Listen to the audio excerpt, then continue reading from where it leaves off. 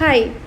Carmel medical centre കാണുമ്പോഴേ അറിയാം പാലായിലുള്ളവർക്കൊക്കെ ഈ ഹോസ്പിറ്റലിലേക്ക് എന്താ രാവിലെ പോകുന്നത്. അവിടെ ഹോസ്പിറ്റലിൽ പോയതല്ല കേട്ടോ, ഞാൻ ഇന്നലെ നാട്ടിലെത്തി.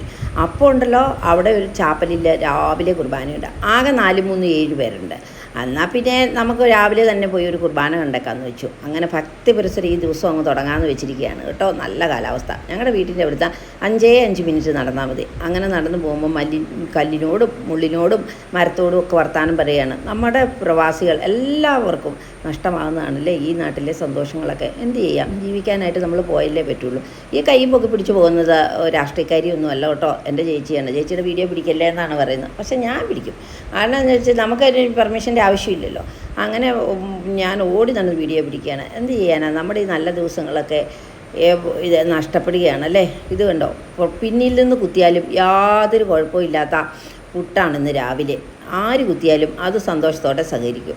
അങ്ങനെ ഒരു ഹെവി ബ്രേക്ക്ഫാസ്റ്റ് തന്നെ രാവിലെ പെട്ടെന്ന് അങ്ങോട്ട് ഇൻസ്റ്റൻറ്റ് ദോശ എന്നൊക്കെ പറയുന്ന പോലെ ഉണ്ടാക്കിയെടുത്തു. റംബൂട്ടാൻ, നട്ട്സ്, മുട്ട, പുട്ട്, പഴം. വലിയ ദേഹാനൊക്കെ ഉള്ള ഒന്നുമില്ല കേട്ടോ.